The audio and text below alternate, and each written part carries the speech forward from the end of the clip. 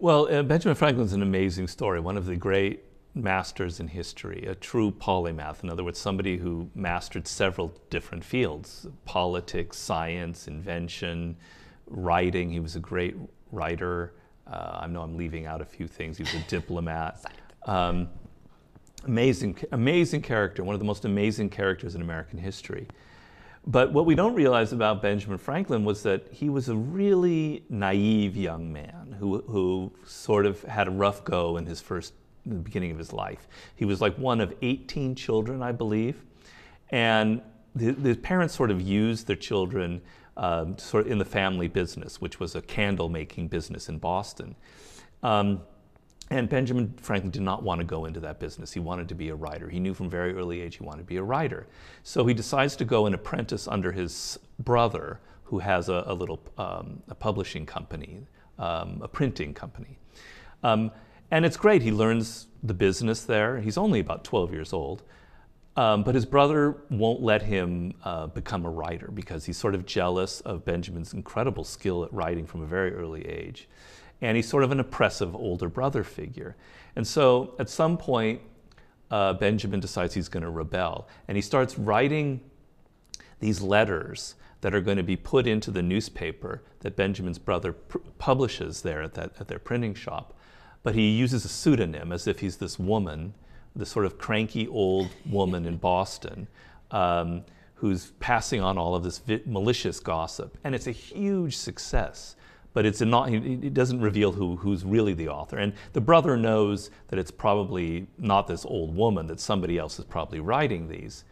And then finally, Benjamin is so full of the success that he's had with these letters, he's only 15, 16 years old, that he confesses to his brother that I'm the author of them. And he's expecting his brother to admire him because he's made this newspaper successful, he's revealed what a great writer he is, and instead the brother is furious and starts treating him horribly. And so on, Benjamin starts realizing as he moves further and further in life that he completely misjudges people. He's wrapped inside of his own head. He thinks that he's charming, he thinks that he knows people, but he doesn't understand them. He's naive. He's in Philadelphia, and this very prominent man the governor of Pennsylvania offers him to bankroll his own printing shop. And he sends him to London to go and find all the material for his own printing shop. And Benjamin's 18 years old. And he doesn't realize that this man is like crazy. He's the governor of Pennsylvania, but he talks and talks, but he doesn't mean anything. And he arrives in London and there's no money there that he's to buy this equipment. And now he's stranded in London with no way of getting back. On and on and on, he keeps making these mistakes. And finally he realizes, I can't be like this.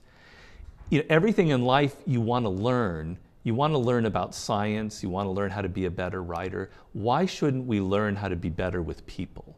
And the problem that we have with people is that we're so emotional. It's impossible for us to detach our emotions from our personal interactions.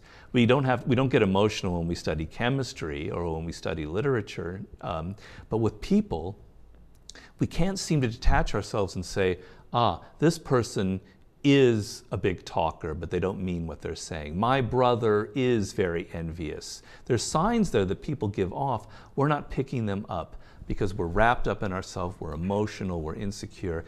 So he becomes this incredible scientist of human nature, studying people as if he were studying ants or whatever. And he becomes, by the time he's in his 70s and he's this American diplomat in Paris, I think there's nobody who has ever existed who's more brilliant at understanding people than Benjamin Franklin. And it was the source of his power.